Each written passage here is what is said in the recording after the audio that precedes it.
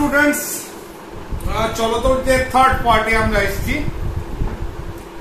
আজকে যে জিনিসগুলো পড়বো সেগুলো এখানে লেখা আছে। ওহমের সূত্র, অভ্যন্তরীণ রোধ, অভ্যন্তরীণ বিভব পতন বা নষ্ট ভোল্ট। তাহলে প্রথমে যেটা নিয়ে আলোচনা করব সেটা হচ্ছে ওহমের সূত্র।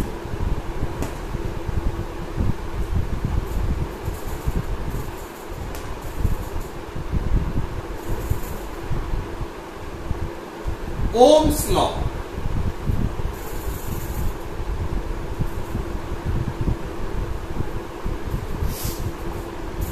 বিজ্ঞানী জি.এস. ওহম, জার্মান বিজ্ঞানী, ইন 1826 1826 খ্রিস্টাব্দে এই সূত্রটা তিনি সবার সামনে তুলে ধরেন। তিনি বললেন কি, তিনি কি নিয়ে কাজ করেছিলেন? বিজ্ঞানী ওহম বিভব প্রভেদ ও প্রবাহ মাত্রা। আমরা জানি যখন কোন এক্সটার্নাল সোর্স অর্থাৎ কোন একটা কোষ থেকে যখন একটা তড়িৎ প্রবাহ সৃষ্টি করছে, একটা ইএমএফ তৈরি হচ্ছে, তড়িৎ চালক বল, যেটা আগে আমরা দেখেছি আগের পার্টে, তার জন্য একটা বিভব তৈরি হলো, বিভব প্রভেদ তৈরি হলো। বিভব তৈরি হওয়া মানে সেখানে একটা দুটো পার্টের ভেতর, দুটো অংশের ভেতর একটা বিভব প্রভেদ তৈরি হলো। তাহলে সেই যে বিভব তৈরি হলো, সেই বিভব প্রভেদের ফলে এবং তাপমাত্রার ভেতর যে সম্পর্ক, সেটা বিজ্ঞানী ওহম এক্সপেরিমেন্টের মাধ্যমে দেখেছিলেন। এবং দেখেছিলেন কি, যে বিভব প্রভেদ এবং প্রবাহ মাত্রার ভেতর একটা সমানুপাতিক সম্পর্ক রয়েছে। অর্থাৎ বিভব প্রভেদ যত বেশি হবে, সেই পরিবাহীর প্রবাহ মাত্রা তত বেশি হবে। ঠিক আছে, এটাই হচ্ছে বিজ্ঞানী ওহমের সূত্র। এবার যখন এই এক্সপেরিমেন্টটা তিনি করছিলেন, তখন অন্যান্য যে কারক এই প্রবাহ মাত্রা সেটাকে এফেক্ট ফেলতে পারে, সেগুলোকে তিনি ফিক্স রেখেছিলেন। যখন কোনো একটা রিলেশন আমরা বার করি, যেমন এখানে বিভব প্রভেদের সঙ্গে প্রবাহ মাত্রা একটা সম্পর্ক বার করা হচ্ছে, ন্যাচারালি যে কারকগুলো তোমার প্রবাহ মাত্রাকে পরিবর্তন করতে পারে, সেগুলোকে আমরা ফিক্স রাখবো। ঠিক আছে, সেটা কি? সেটা হচ্ছে, এক হচ্ছে উষ্ণতা, উপাদান, কারণ বিভিন্ন উপাদান, সেটা সোনা হোক একটা পরিবাহী, বা অ্যালুমিনিয়াম হোক বা রূপা হোক, তাদের ক্ষেত্রে প্রবাহ মাত্রা ডিফারেন্ট হবে। ঠিক আছে, তাহলে উষ্ণতা ফিক্স রাখবো, উপাদান ফিক্স রাখবো, ও অন্যান্য ভৌত অবস্থা।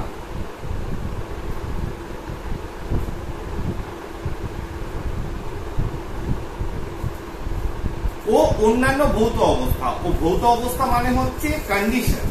কন্ডিশনটা কি? তোমার ফিজিক্যাল কন্ডিশন। ফিজিক্যাল কন্ডিশন কিরকম?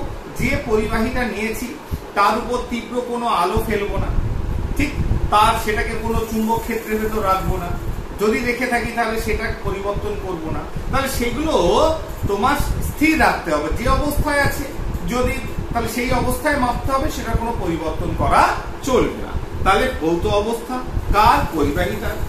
উপাদান যেটা দিয়ে সে তৈরি, উষ্ণতা, এইগুলোকে যদি অপরিবর্তিত রাখি, সেই অবস্থায় দেখা যাবে যে পরিবাহীর বিভব প্রভেদের সঙ্গে প্রবাহ মাত্রার একটি সমানুপাতিক সম্পর্ক রয়েছে।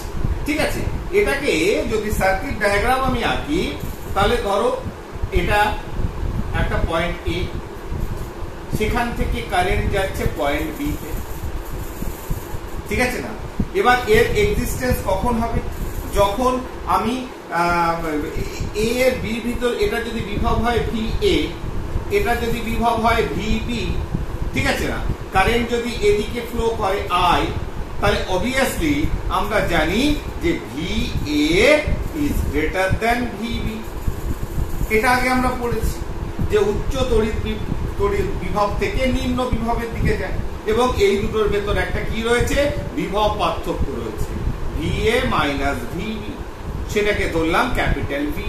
বিভব পার্থক্যকেও ভি দিয়ে প্রকাশ করা হয়। তাহলে এটা হচ্ছে কি? বিভব পার্থক্য কার? এ এবং বি পয়েন্টের ভেতরে।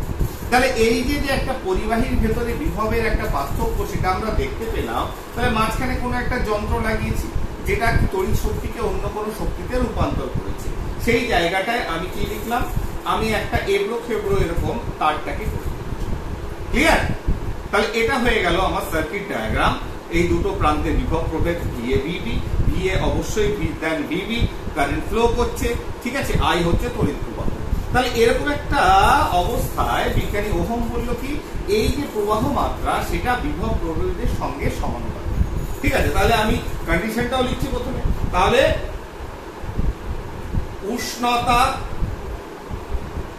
উপাদান ও অন্যান্য ভৌত অবস্থা অপরিবর্তিত থাকলে কোন পরিবাহীর প্রবাহ মাত্রা দুই প্রান্তের বিভব প্রভেদের সমানুপাতিক। ঠিক আছে, তাহলে দুই প্রান্তে যে বিভব প্রভেদ তার সঙ্গে কি হচ্ছে, প্রবাহ মাত্রাটা হচ্ছে সমানুপাতিক। তাহলে সেটাই যদি হয় তাহলে বিভব প্রভেদ V is proportional to I, যখন কি কনস্ট্যান্ট, উষ্ণতা, উপাদান, অন্যান্য ভৌত অবস্থা স্থির রয়েছে। তাহলে I এর সঙ্গে V এর অর্থাৎ বিভব প্রভেদের কি সম্পর্ক, সমানুপাতিক সম্পর্ক। ঠিক আছে, তাহলে এখানে একটা ধ্রুবক আনতে হয়। তাহলে দিস ইজ দ্য রিলেশন যেটা ওহম আমাদের বলেছে ওহমের সূত্র। তাহলে একটা ধ্রুবক যদি আনি V is equal to K into I, তাহলে এটা কি, এটা সমানুপাতিক ধ্রুবক K, ঠিক কিনা? তাহলে K যদি সমানুপাতিক ধ্রুবক হয় তাহলে K চরিত্র কেমন, এটা আমাদের এবার বুঝতে হবে। তাহলে সম্পর্ক আমি পেয়ে গেছি যেটা ওহমের সূত্র থেকে পাচ্ছি, যে potential difference is directly proportional to the rate of flow, যতটা বিভব তড়িৎ প্রবাহ ঘটছে, ঠিক আছে, তার সঙ্গে সমানুপাতিক। ঠিক, ফাইন, এটা বুঝে গেছি। এবার এই যে সমানুপাতিক ধ্রুবক যেটা নিয়ে এলাম অবশ্যই এখানে আনতে হবে। তাহলে ভেদের নিয়ম অনুসারে তাহলে এইবার আমাকে জানতে হবে যে কে চরিত্রটা কেমন। ধরো ফিক্স V এর ভ্যালু হচ্ছে একটা ধরেছি, ভিটা কি, বিভব প্রভেদ। তাহলে সেক্ষেত্রে I এর ভ্যালুটাও ফিক্স, ঠিক? তাহলে I এর ভ্যালু যদি ফিক্স হয় তাহলে I এর ভ্যালু মোট বেরোচ্ছে হচ্ছে ধরো 12। তাহলে I এর ধরো একটা fixed value of V potential difference, তাহলে সেখানে কি হচ্ছে আমি যদি ভাবি তাহলে সেক্ষেত্রে তোমার প্রবাহ মাত্রাও ফিক্স। তাহলে বিভব প্রভেদ ফিক্স হলে প্রবাহ মাত্রাও ফিক্স হলো। তাহলে প্রবাহ মাত্রা ধরো 12, তাহলে K into I is equal to 12। তাহলে সেটাই যদি হয় সেটা কিভাবে হবে, ধরো K যখন 3, I যখন 4, তাহলে 12। এবার I এর ভ্যালুটাকে কমাও, 3 করো, তাহলে অবশ্যই K এর ভ্যালুটা বাড়তে হবে 12। তাহলে I এর ঠিক উল্টোটা, অনন্য I এর ঠিক উল্টোটা হচ্ছে কি, K। তাহলে I এর যদি উল্টো জিনিসটা K হয় তার প্রপার্টিও ঠিক আলাদা। তাহলে I যদি প্রবাহ মাত্রা হয় তাহলে K অবশ্যই তার উল্টোটা, তার মানে যেটা বাধা দেয় প্রবাহ মাত্রাকে, ঠিক কিনা? তার কারণ I যখন বাড়াচ্ছি K তখন অটোমেটিক কমছে, ভ্যালুটা ফিক্স রাখার জন্য। তাহলে K মানে I যেটা প্রবাহ মাত্রা তার ঠিক উল্টোটা হচ্ছে এই সমানুপাতিক ধ্রুবক, যে জিনিসটা প্রবাহ মাত্রাকে বাধা সৃষ্টি করে। তাহলে সেটা যদি হয় তাহলে সেটা তিনি নাম দিলেন what, V is equal to R into I। R is equal to কি, রোধ, রেজিস্ট্যান্স। তারটাকে কি বললেন, রেজিস্ট্যান্স। রেজিস্ট্যান্স মানে কি, রোধ। রোধ মানে কি, বাধা। তাকে দেয় তড়িৎ প্রবাহ। তাহলে পদার্থের যে ধর্ম তড়িৎ প্রবাহকে বাধা সৃষ্টি করে সেটাই হচ্ছে রোধ বা রেজিস্ট্যান্স, আর কিছু না। তাহলে এবার যদি বলা হয় যে ওহমের সূত্র থেকে এই রোধের সংজ্ঞা দাও তো। তাহলে ওহমের সূত্র থেকে রোধের সংজ্ঞা, তাহলে রোধ সমান সমান কি? আর সমান V by I, nothing else. তাহলে এমনি আমি বুঝতে পারছি যে আর মানে হচ্ছে একটা বাধা, যে তড়িৎ প্রবাহকে বাধা সৃষ্টি করে, সেটাই হচ্ছে রোধ। আর ওহমের সূত্র থেকে যদি আমি ডেফিনেশন অফ আর রোধের সংজ্ঞা দিতে হয়, তাহলে বলবো যে পরিবাহীর বিভব পার্থক্য এবং প্রবাহ মাত্রার অনুপাত, সেটাই হচ্ছে রোধ। তাহলে রোধের সংজ্ঞা যদি ওহমের সূত্র থেকে দিতে হয়, তাহলে অবশ্যই হবে বিভব পার্থক্য এবং প্রবাহ মাত্রার অনুপাত, সেটাই হচ্ছে কি রোধ। তাহলে এই যে রোধ বা বাধা, তাহলে কোনো একটা যন্ত্র যখন অ্যাপ্লাই করব, তাহলে এই যে এবড়ো খেবড়ো রাস্তা, যেটা দুটো পয়েন্টের যে পোটেনশিয়াল ডিফারেন্স রয়েছে, বিভব পার্থক্য রয়েছে, তার মাঝখানে আই যখন যাচ্ছিল, তাহলে এইটা হচ্ছে কি আর রেজিস্ট্যান্স, বাধা। তাই এটাকে আমরা কিভাবে লিখি? এইভাবে উঁচু নিচু ভাবে কোন রেজিস্ট্যান্সকে লিখতে হয়, রোধটাকে লিখতে হয়। ঠিক আছে না? This is the symbol. এইভাবেই আমরা রোধটাকে প্রকাশ করতে থাকি। ঠিক আছে? তাহলে এটা গেল রোধ। এবার রোধের এসআই একক বা ব্যবহারিক একক কি? ওহম। বিজ্ঞানী ওহমের নাম অনুসারে এটা হচ্ছে ওহম। এটা সিম্বল কি? এইভাবে সিম্বল দেওয়া। তাহলে এই যে রেজিস্ট্যান্সের ঠিক উল্টোটা, তাহলে রেজিস্ট্যান্সের ঠিক উল্টোটা যে টার্মটা পেলাম, যেটা তড়িৎ প্রবাহকে বাধা প্রদান করছে, তার উল্টোটা কি? উল্টোটা হচ্ছে 1/r। রেজিস্ট্যান্সের উল্টোটা হচ্ছে 1/r, যেটাকে বড় হাতের কে দিয়ে প্রকাশ করা হয়। তাহলে এটা কি? এটা হচ্ছে পরিবাহিতা।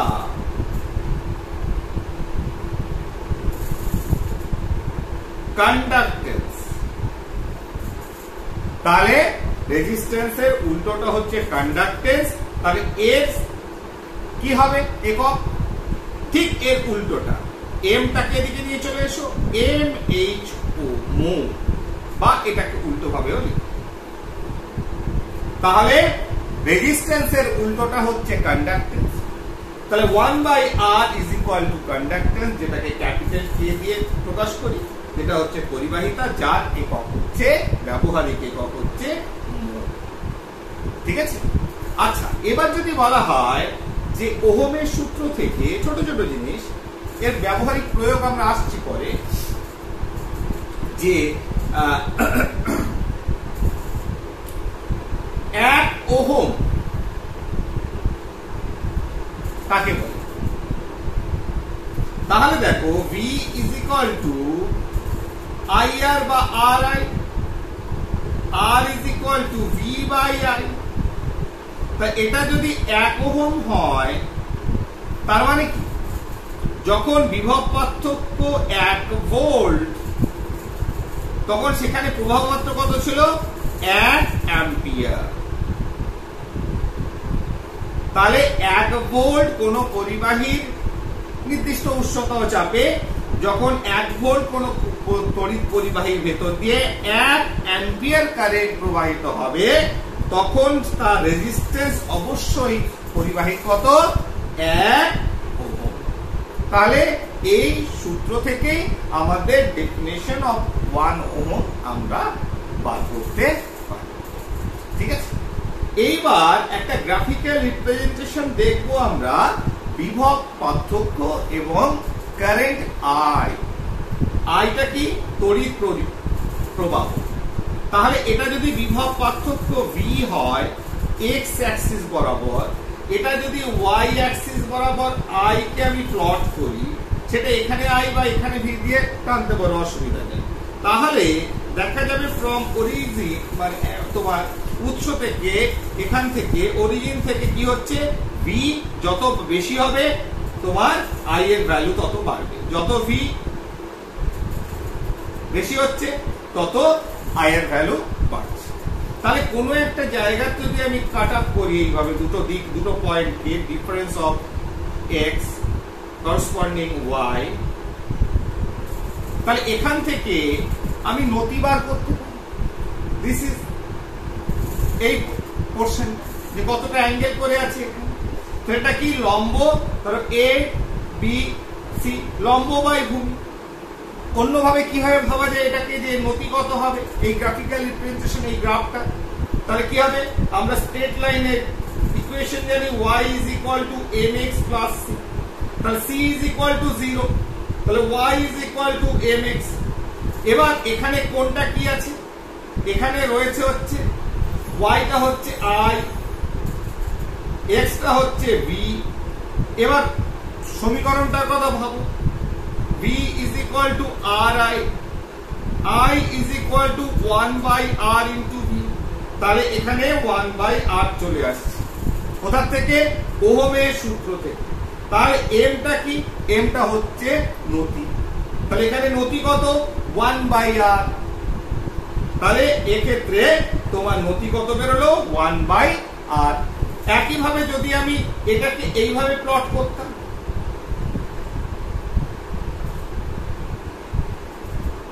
ভি আই, গ্রাফের প্যাটার্নটা একই রকম হতো। তাহলে এটাকে যদি আমি ভাবি y is equal to mx plus c, তাহলে c is equal to 0, তাহলে y is equal to mx, এক্ষেত্রে y টা কি v, x টা কি i। এবার সমীকরণে চলে এসো, ঠিক আছে না, তাহলে v is equal to r into i, তাহলে r টা কি m, তাহলে নতিটা কি বেরোলো r। দিস ইজ রেজিস্ট্যান্স, ঠিক আছে। তাহলে এইভাবে এটাই হচ্ছে graphical plot of Ohm's law. এবার ওহমীয় কাদের বলা হবে, কি বলা হচ্ছে, ওহমীয় পরিবাহী। তাহলে কোন পরিবাহীদের আমরা ওহমীয় পরিবাহী বলবো।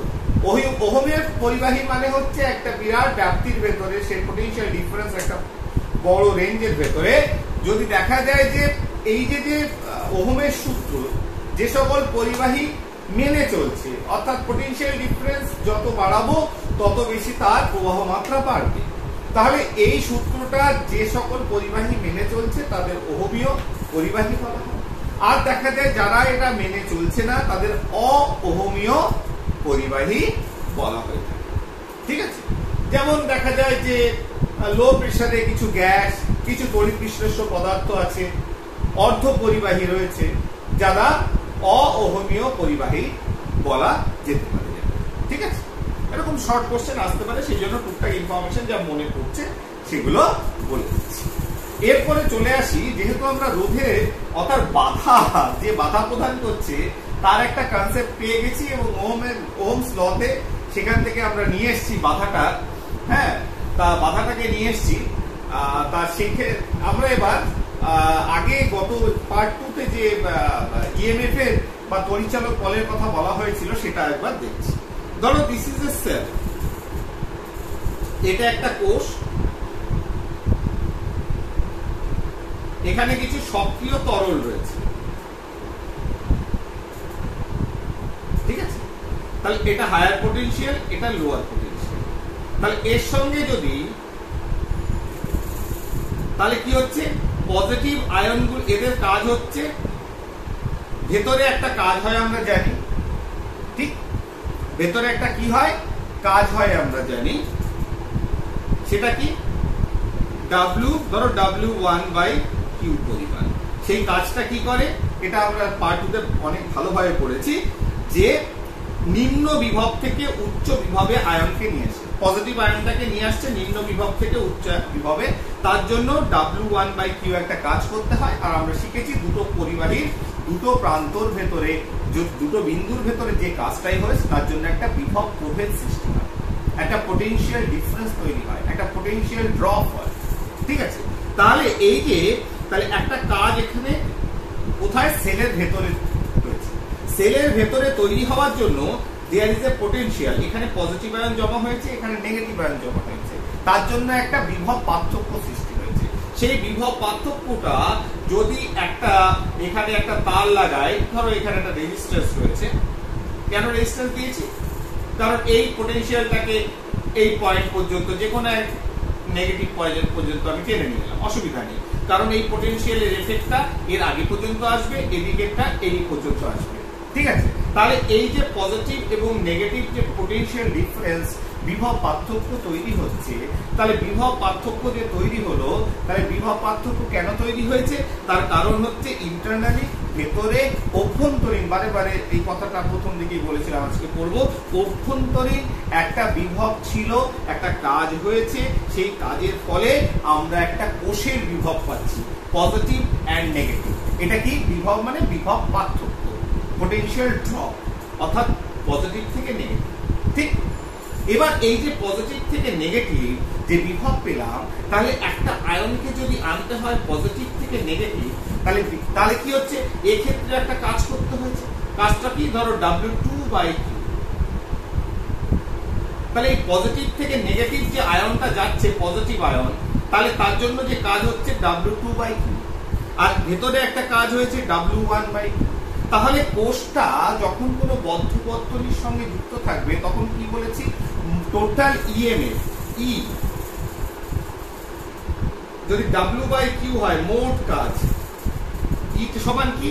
যে কোনো একটা বর্তনী, ধরো পজিটিভ পোটেনশিয়াল, পজিটিভ তড়িৎদ্বার, সেখান থেকে কি পরিমাণ কাজ হয়েছে আসতে? W2/Q প্লাস নেগেটিভ নিম্ন, উচ্চ বিভব থেকে নিম্ন বিভব পর্যন্ত যেতে যে কাজ, বা এইটুকু ধরলেও হবে, positive negative, plus negative to positive W1/Q। এবার W2/Q কি? এটা কি? এটা হচ্ছে কোষ যে বিভবটা সৃষ্টি করেছে। কি বিভব সৃষ্টি করা? মানে বিভব পার্থক্য তৈরি করা। ঠিক আছে না? তাহলে এটা হচ্ছে বিভব পার্থক্য। কে তৈরি করেছে? কোষ, কোষের বিভব পার্থক্য। এবার এই কোষের বিভব পার্থক্য, যেটা পোটেনশিয়াল ডিফারেন্স, যেটাকে অনেক সময় ইংরেজিতে পোটেনশিয়াল ড্রপও বলে, ঠিক আছে, পতন একটা ঘটেছে, বা পোটেনশিয়াল ডিফারেন্স করাটাই ভালো, বিভব পার্থক্য বলাই ভালো। তাহলে বিভব পার্থক্য যেটা পজিটিভ এবং নেগেটিভ সৃষ্টি হয়েছে, ঠিক আছে, যার জন্য কারেন্টটা ফ্লো করছে হায়ার পোটেনশিয়াল উচ্চ বিভব থেকে নিম্ন বিভবে, এটা কেন হলো? কারণ ভেতরে আরেকটা কাজ হয়েছে। ভেতরে কি হয়েছে? আরেকটা কাজ হয়েছে, যেখানে আয়নকে নিম্ন বিভব থেকে উচ্চ বিভবে নিয়ে আসতে হয়েছে। তাহলে ভেতরের যে কাজটা হয়েছে, এইটাকে বলা হয় অভ্যন্তরীণ বিভব পতন। আচ্ছা বলতো, এই অভ্যন্তরীণ বিভব পতন Q1/Q যদি না হতো, তাহলে কি তুমি রেজাল্ট পেতে, বিভব পার্থক্য পেতে? না। কিন্তু মোট বিভব পার্থক্য একটা কোষের বলতে, বদ্ধ বর্তনীতে আমি টোটালটা ধরবো, যদি পজিটিভ এন্ড থেকে শুরু করে এখানে যে কাজ প্লাস এখানে যে কাজ, টোটালটা হচ্ছে EMF of the cell for close circuit. সেখানে দুটো কাজ হয়েছে। সে এক হচ্ছে কোষের বিভব পার্থক্য সৃষ্টি হয়েছে, যেটা আমরা দেখতে পাচ্ছি, কারেন্ট ফ্লো করছে। আরেকটা হচ্ছে ভেতরে একটা কাজ হয়েছে, যেটাকে বলা হচ্ছে অভ্যন্তরীণ বিভব পতন। সেটা কি আউটার সার্কিটে কোথাও কাজে লাগে? না। আমাদের যেটা বাইরের সার্কিটে কাজে লাগে, সেটা হচ্ছে বিভব পার্থক্য, দ্য রেজাল্ট। কথা, আমি ভেতরে কতটা খেটেছি, কতটা পড়াশোনা করেছি, সেটা লাগে না, আমার রেজাল্টটা কাজে লাগে। তার মানে দিস ইজ দ্য রেজাল্ট, বিভব পার্থক্য। ঠিক আছে, এটা হচ্ছে ভেতরকার একটা কাজ, যেটাকে আমরা বলছি অভ্যন্তরীণ বিভব পতন বা নষ্ট ভোল্ট, লস্ট ভোল্ট বা নষ্ট ভোল্ট। ঠিক আছে না? তাহলে আমাদের নষ্ট ভোল্টের কনসেপ্টটা পেয়ে গেলাম। আরেকটা হচ্ছে কি? আরেকটা হচ্ছে এই যে তড়িৎটা তো এখান থেকেও এখানে এসেছে, কোষের ভেতর থেকেও তো এখানে এসেছে। তার কারণ কি? তোমার নেগেটিভ পোটেনশিয়াল থেকে তো পজিটিভ পোটেনশিয়াল, একদিকে পজিটিভ আয়নগুলো তোকে জড়ো করতে হয়েছে, খুব কষ্টকর সেই কাজটা। তাহলে কোষের ভেতরে যে কাজটা হয়েছে, সেটা করতে জন্য একটা বাধা সৃষ্টি হয়েছে। তাহলে সেটা হচ্ছে আর বাইরে যে বাধাটা আছে, যার জন্য এই বিভব পার্থক্যকে আমি এই দেখাতে পেরেছি এই ওপরে, তাহলে বাইরের পরিবাহীর বাধা হচ্ছে বড় হাতের আর, যেটাকে বলছি রোধ, আর ভেতরে যে সক্রিয় তরলটা রয়েছে, ঠিক আছে, যেটা কেমিক্যাল এনার্জিটাকে ইলেকট্রিক্যাল এনার্জিতে ট্রান্সফার করছে, তাহলে ভেতরের যে রোধ, কোষের ভেতরের যে রোধ ছোট হাতের আর, এটাই হচ্ছে অভ্যন্তরীণ রোধ, ইন্টারনাল রেজিস্ট্যান্স কিসের? Of the cell. ঠিক আছে না? তাহলে অভ্যন্তরীণ রেজিস্ট্যান্স সেটা কোষের ভেতরে, আর ভেতরের যে কাজটা হচ্ছে সেটাকে বলছে লস বোর্ড বা অভ্যন্তরীণ বিভব, ইন্টারনাল তোমার পটেনশিয়াল ড্রপ। ঠিক আছে? তাহলে এবার এই জিনিসটাকেই যদি আমি কিভাবে সাজাই, যদি আমি বর্তনী সমীকরণ, তাহলে বর্তনী সমীকরণের মাধ্যমে সাজাই, তাহলে কিরকম দাঁড়াবে? ধরো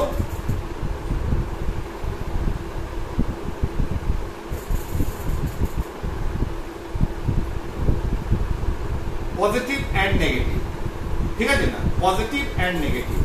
তাহলে এক্ষেত্রে ধরো এখানে ইন্টারনাল রেজিস্ট্যান্স হচ্ছে আর, এক্সটার্নাল রেজিস্ট্যান্স যেটা পরিবাহীর ভেতর সেটা হচ্ছে আর। তাহলে this is the positive end, তাহলে এখানে তোমার আই ফ্লো করছে, ঠিক আছে, ফ্লো। তাহলে এবং এদের ভিতর যে পটেনশিয়াল ডিফারেন্স রয়েছে তোমার কিসের? পজিটিভ এবং নেগেটিভের ভেতরে, that is V, potential difference. ঠিক আছে না? তাহলে কি হচ্ছে, যে পটেনশিয়ালটা তৈরি হলো, তাহলে আমরা লিখতে পারি total EMF is equal to cell. তাহলে সেলের যে বিভব, ঠিক, তাহলে সেলের বিভব সমান সমান কি? ইজ ইকুয়াল টু আই, যেটা ফ্লো করছে কারেন্ট, সেটা সব জায়গায় ভেতরে বাইরে সব জায়গায় একই পরিমাণ প্রবাহিত হচ্ছে, সেটা কি ফেস করছে? আর প্লাস আর, দুটো আর কে ফেস করছে। তাহলে ই সমান সমান ইএমএফ অফ দা সেল, যেটা হচ্ছে কোষের তোমার তড়িৎচালক বল, সেটা হচ্ছে I into R plus I into R. ঠিক আছে? এই যে আই ইন্টু আর, এটাকে যদি স্মল ভি ভাবি, আই ইন্টু আর, এটা যদি বড় ভি ভাবি, এটা কি হলো? কিছুই নয়, আগের কথাটাকে আমরা ওহমের সূত্র দিয়ে দেখাচ্ছি। তাহলে এটাই হচ্ছে কোষের বিভব পার্থক্য, কোষের বিভব পার্থক্য বা পটেনশিয়াল ডিফারেন্স। তাহলে এইটা হচ্ছে বিভব পার্থক্য কিসের ভেতরে? এই পজিটিভ এবং নেগেটিভে, তার ভেতর বিভব পার্থক্য। এখানে যদি পয়েন্ট এ ভাবি, পয়েন্ট বি ভাবি, তাহলে ভি এ আর ভি বি, তাহলে ভি এ মাইনাস ভি। তাহলে এই যে potential difference is equal to V, তাহলে এই ভিটা হচ্ছে এই ভি প্লাস যে আই এবং আর, অর্থাৎ আরেকটা যেটা আর রেজিস্ট্যান্স, ইন্টারনাল রেজিস্ট্যান্স যেটা ভেতরে রয়েছে, তার সঙ্গে যখন প্রবাহ মাত্রা গুণ করব, সেটাই হচ্ছে তোমার লস্ট ভোল্ট, নষ্ট ভোল্ট। ঠিক আছে? আর এই ছোট হাতের আরটা কি? অভ্যন্তরীণ রোধ। তাহলে ছোট হাতের আরটা কি হলো? অভ্যন্তরীণ। তাহলে আমাদের পরিষ্কার জিনিসটা বোঝা হয়ে গেল। এইবার এই যে সেলের ভেতর যে একটা রোধ তৈরি হচ্ছে, যেটা সক্রিয় তরলে একটা বাধা সৃষ্টি করছে, তার ভেতর একটা রোধ তৈরি হচ্ছে, সেটা কিসের উপর নির্ভর করে? Dependence of internal resistance. কিসের উপরে? এই অভ্যন্তরীণ রোধটা তোমার তড়িৎদ্বারের ক্ষেত্রফল যত বেশি হবে, দুটো তড়িৎদ্বার যেটা তোমার কি রয়েছে, তোমার যেখানে তোমার যার উপর পটেনশিয়াল তৈরি হচ্ছে সেলের ভেতরে, সেই তড়িৎদ্বার দুটো তাদের আকার যত বেশি হবে, রোধ তত কম হবে। মাঝখানের ডিস্টেন্স তাদের যত বেশি হবে, রোধ অভ্যন্তরীণ রোধ তত বেশি হবে। ঠিক আছে?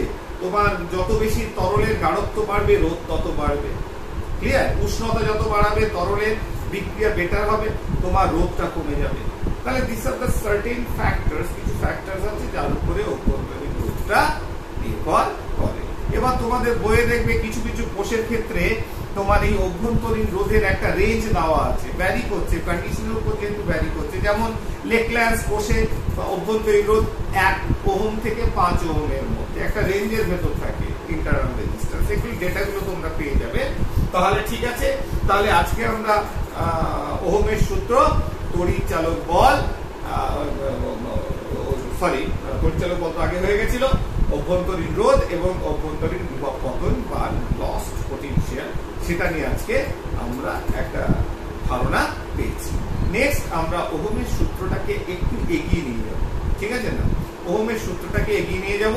1 মিনিট যদি সময় থাকে আমি দেখে নিই কতক্ষণ হয়েছে। আমি অ্যাকচুয়ালি এখন আর করতে চাইছি না খুব লেন্থি, মোটামুটি ম্যাক্সিমাম 40 মিনিটস, আধ ঘন্টা হলে বেটার হয়। দেখি আমি কতটা মোবাইলে ছবিটা দেখি একবার কতটা হয়েছে, যদি হয়ে যায় তাহলে ওহমের সূত্র অর্থাৎ সেখান থেকে রোধের যে ডিপেন্ডেন্স, পরিবাহীর কোন কোন জিনিসের উপর রোধটা নির্ভর করে সেটা একটু দেখব। হ্যাঁ, রোধ কিসের উপর নির্ভর করে।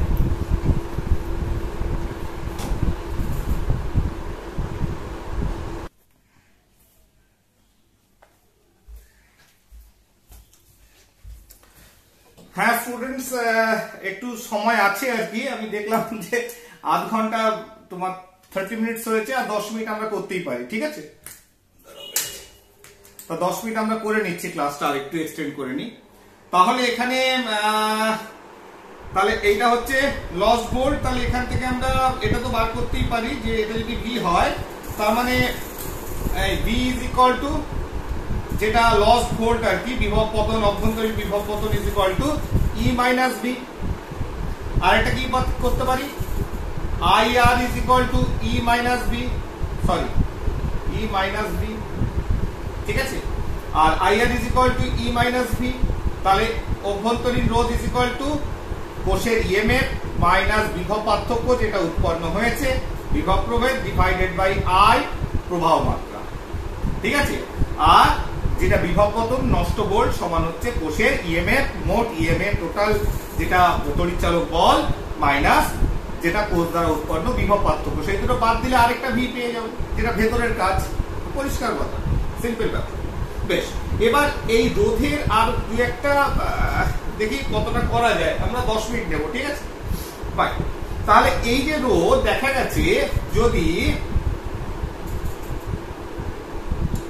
উষ্ণতা উপাদান, উষ্ণতা টেম্পারেচার এবং উপাদান যেটা দিয়ে তৈরি সেটা, তার মানে এটা হতে পারে অরাম সোনা, ঠিক আছে না?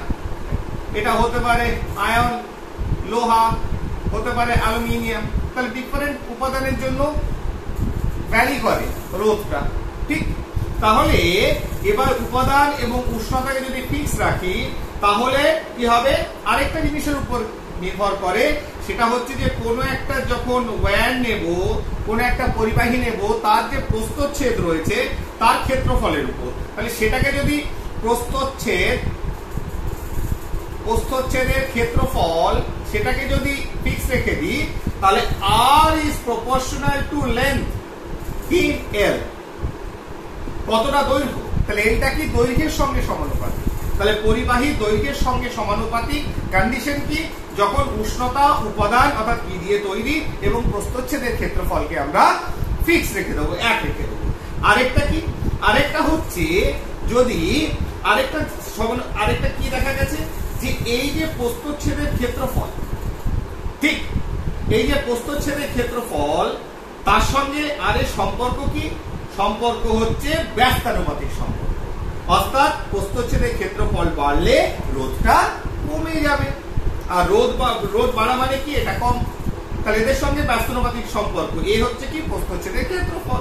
তাহলে সেক্ষেত্রে আমরা ফিক্স কি রাখবো, উষ্ণতা উপাদান ও তোমার পরিবাহীর দৈর্ঘ্য, ঠিক আছে না? তাহলে এই প্যারামিটারস গুলোকে ফিক্স রাখলে যেটা আমি পেলাম যে R is proportional to L length of the conductor, আর আরেকটা হচ্ছে কি, আর হচ্ছে তার তোমার যেটা তোমার প্রস্থচ্ছেদের ক্ষেত্রফল তার সঙ্গে ব্যস্তানুপাতিক সম্পর্ক যুক্ত, ঠিক আছে না?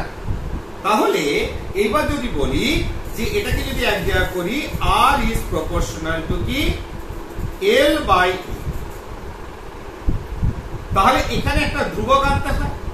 তাহলে আর ইজ ইকুয়াল টু একটা ধ্রুবক আনলাম যেটাকে রো দিয়ে প্রকাশ করি, রো ইন্টু এল বাই এ, ঠিক আছে?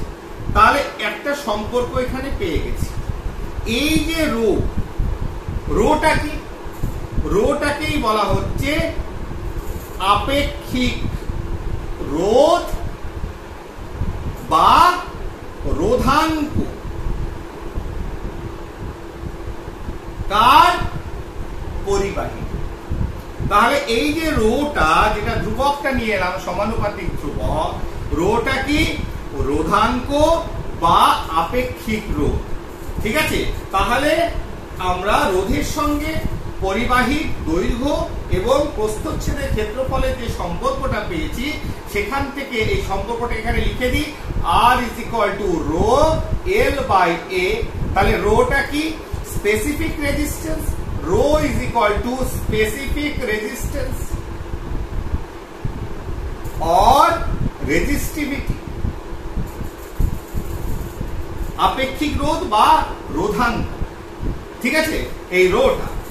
তাহলে একটা নতুন ইকুয়েশন যেমন আমরা পেলাম, ঠিক আছে, তার সঙ্গে সঙ্গে আরেকটা জিনিস জানলাম, আপেক্ষিক রোধ বা রোধাঙ্ক। তাহলে রো ইজ ইকুয়াল টু কি? R into A by L। ঠিক, তাহলে এবার রোধের ডেফিনিশন অফ রোধাঙ্ক। রোধাঙ্ক সংজ্ঞা তোমাকে যদি দিতে পারে তুমি কি বলবে? তাহলে আমি ধরে নিচ্ছি যে যখন ধরো ইন এসআই এককে ডেফিনিশন অফ রোটা কি? রোটা হচ্ছে তোমার রোধাঙ্ক। তাহলে এসআই তে কি বলবো? Rho is equal to R into তোমার কি, এ যদি ধরো 1 মিটার স্কোয়ার, ক্ষেত্রফল L is equal to 1 metre. ঠিক আছে না? তাহলে এটা যদি একক হয়, এটাও যদি একক হয়, তো এসআই বা জেনারেলাইজ ফর্মে আমি বলছি, তাহলে কোন পরিবাহীর তোমার দৈর্ঘ্য যদি একক হয়, প্রস্থচ্ছেদের ক্ষেত্রফল যদি একক হয়, তাহলে এই পরিবাহীর ভেতরে যে আর যে রোধের মানটা পাবো, সেই সংখ্যা মানই হবে রোধাঙ্ক। তার রোধাঙ্ক কিছুই নয়, এটা রোধ। তার মানে কোন বস্তুর রোধাঙ্ক দিয়ে তার রোধের পরিমাণকে আমি বুঝতে পারি। প্রোভাইডেড কি? কিছুই নয়। পার্থক্য কি? সেক্ষেত্রে তোমার মাপতে হবে কি করে? একক দৈর্ঘ্য হতে হবে, আর প্রস্থচ্ছেদের ক্ষেত্রফলটাও একক হতে পারে। বা বলতে পারি আমি যে এই দুটোকে যদি আমি বলি একটা ঘনক, তাহলে একটা যদি কিউবাকার হয়, একক ক্ষেত্রফল বিশিষ্ট, তাহলে এই যে দুটো পয়েন্ট এ আর বি, দুটো ফেজ, তাহলে এর মাঝখানে যে রোধটা পাবো সেটাই রোধাঙ্ক। ঠিক কি না? তাহলে আমি আলাদা আলাদা করে বলছি, তার দৈর্ঘ্য একক, প্রস্থচ্ছেদের ক্ষেত্রফল একক, তাহলে তার ভেতর যে রোধটা হবে সেটা হচ্ছে রোধাঙ্ক। আমি বলতে পারি একটা কিউব, তার একক ক্ষেত্রফল যুক্ত একটা ঘনক, তার দু প্রান্তের মাঝে যে ক্ষেত্রফলটা পাবো, এই রোধটা পাবো, সেটাই হচ্ছে রোধাঙ্ক। তাহলে ব্যাপারটা অত জটিল কিছু নয়, সোজা। তাহলে এবার একক, এই রোধাঙ্ক যেটা পেলাম, এর একক কি হবে? এসআই কি পাচ্ছি? যেটা ব্যবহারিক একক আমরা ইউজ করে থাকি, সেটা হচ্ছে তোমার ohm into metre square by metre is equal to ohm. তাহলে এর ব্যবহারিক একক রোধাঙ্কে ওহম মিটার। ক্লিয়ার? তাহলে আমাদের রোধাঙ্ক আমরা বুঝতে পেরেছি। এবার যদি রোধাঙ্ক যখন বুঝলাম, এবার বলো দেখিনি যে কোন রোধে অনন্য, তাহলে সেটাকে কি বলে? কন্ডাক্টেন্স। রেজিস্ট্যান্সের উল্টোটা কি? কন্ডাক্টেন্স, পরিবাহিতা। তাহলে R is equal to 1 by K, K is equal to 1 by R। তাহলে K টা কি? K টা হচ্ছে কোন পরিবাহীর পরিবাহিতা। তাহলে যে পরিবাহীর পরিবাহিতা বেশি, তাহলে সেই পরিবাহীর রোধ কম, আর যে পরিবাহীর রোধ বেশি হবে তার পরিবাহিতা কম। তাহলে সেটাই যদি হয়, তাহলে আমরা আর কে যদি আমি চেঞ্জ করে দিই, তাহলে 1 বাই তোমার কে ইজ ইকুয়াল টু কি 1 বাই আর, তাহলে উল্টে দাও 1 by rho into 1 by L, ঠিক আছে না? তাহলে কে ইজ ইকুয়াল টু কি পেলাম, কে ইজ ইকুয়াল টু পেলাম 1 by rho into 1 by L. এই যে 1 বাই রো পেলাম, তাহলে এটা যদি পরিবাহিতা হয় এটা কি হবে, এটা হচ্ছে আপেক্ষিক পরিবাহিতা, যেমন আপেক্ষিক রোধ বা পরিবাহিতাঙ্ক, ঠিক আছে না? তাহলে এই যে পরিবাহিতাঙ্ক, তাহলে সেটা কি জাস্ট সবই হচ্ছে রোধের উল্টোটা। তাহলে পরিবাহিতা সমান হচ্ছে কে ইজ ইকুয়াল টু, এটাকে সিগমা দিয়ে করো এ ইন্টু এল, ঠিক আছে? তাহলে সিগমা ইজ ইকুয়াল টু কি, তাহলে পরিবাহিতাঙ্ক সমান কি পরিবাহিতা ইন্টু এল বাই এ। তাহলে এখানে একটা সম্পর্ক পেলাম, ঠিক কিসে, দুটো জিনিস, পরিবাহিতাঙ্ক বা আপেক্ষিক পরিবাহিতা। তাহলে what is the definition, definition আমরা বার করতে পারবো নিজেরাই, যে সিগমা অর্থাৎ পরিবাহিতাঙ্ক বা আপেক্ষিক পরিবাহিতা ইজ ইকুয়াল টু পরিবাহিতা হবে কখন, যখন এটা হবে ধরো 1 মিটার বাই 1 মিটার স্কয়ার। তার মানে দুটোই যখন একক, অর্থাৎ একক দৈর্ঘ্য একক প্রস্থচ্ছেদের ক্ষেত্রফল বিশিষ্ট কোন পরিবাহীর ভেতর যে পরিবাহিতা হবে সেটাই হচ্ছে তার আপেক্ষিক পরিবাহিতা বা পরিবাহিতাঙ্ক। ক্লিয়ার? যেমন রোধের ক্ষেত্রে ডেফিনিশন এসছে রোধাঙ্কর ক্ষেত্রে, তেমনি একই রকম পরিবাহিতাঙ্কর ক্ষেত্রে ডেফিনিশন। জিনিসটা পুরো ঘটনাটাই আলাদা, টোটাল জিনিস মানে টোটাল মানে মানে কি বলছি যে একে অপরের থেকে টোটালি ভিন্ন। একটা বাধাকে বোঝাচ্ছে, একটা কতটা ভালো সেখানে তড়িৎ পরিবহন হচ্ছে তাকে বোঝাচ্ছে। তাহলে পরিবাহিতাঙ্ক বা আপেক্ষিক পরিবাহিতা মানে হচ্ছে সেই পরিবাহীর পরিবাহিতা যখন তার দৈর্ঘ্য বা এবং তার ক্ষেত্রফল সেটা হচ্ছে একক। ক্লিয়ার? বোঝাতে পারলাম? আর কোনো আশা করি অসুবিধা নেই। দেখিয়ে নিই আমি কতটা কি রয়েছে। ঠিক, আর প্রত্যেকটা জিনিসের ক্ষেত্রে যখন ডেফিনিশন করবে আমরা যেহেতু একটা জিনিস মাথায় রাখবে সব সময়, আমি বলে দিই, যখনই ডেফিনিশন দেবে, ডেফিনিশন তো আমরা এখান থেকে চলে এসেছে, উপাদান যেহেতু একটা নির্দিষ্ট উপাদান নিয়ে করছি, যে কাজটা করছি তার নির্দিষ্ট একটা উপাদান নির্দিষ্ট পরিবাহীর ক্ষেত্রে পরিবাহিতাঙ্ক বা রোধাঙ্ক করছি, তখন অবশ্যই এক্ষেত্রে উষ্ণতা এটা বলবে স্থির উষ্ণতায়। যেহেতু আমরা প্রথমেই বলেছি যখন রিলেশনশিপটা করেছিলাম যে উষ্ণতাকে স্থির রাখতে হবে, উপাদানকে স্থির রাখতে হবে, ঠিক আছে না? তাহলে সেটাই যদি হয় তাহলে স্থির উষ্ণতায় আমরা বলবো পরিবাহিতাঙ্ক কাকে বলে, স্থির উষ্ণতায় একক তোমার ক্ষেত্রফল বিশিষ্ট একক দৈর্ঘ্যে কোন পরিবাহী নির্দিষ্ট পরিবাহীর পরিবাহিতাই হচ্ছে তার পরিবাহিতাঙ্ক। তাহলে রোধাঙ্ক বা আপেক্ষিক রোধ কাকে বলে, যে একক দৈর্ঘ্য একক প্রস্থচ্ছেদে ক্ষেত্রফল বিশিষ্ট কোন পরিবাহী নির্দিষ্ট স্থির উষ্ণতায় বা নির্দিষ্ট উষ্ণতায়, ঠিক আছে, নির্দিষ্ট পরিবাহী যা দৈর্ঘ্য একক যুক্ত এবং প্রস্থচ্ছেদের ক্ষেত্রফল একক, তার ভেতর যে রোধ সেটাই হচ্ছে তার আপেক্ষিক রোধ বা রোধাঙ্ক।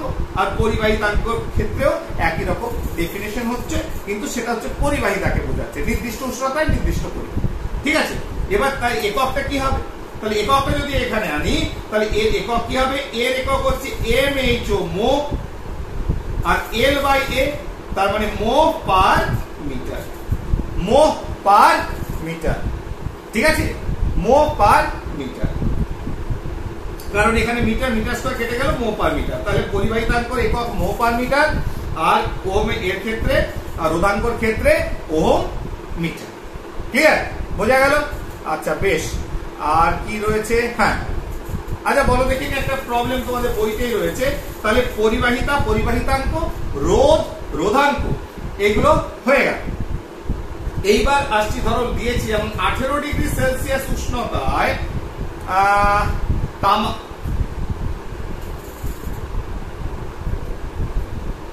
তামা রোধাঙ্ক তামা রোধাঙ্ক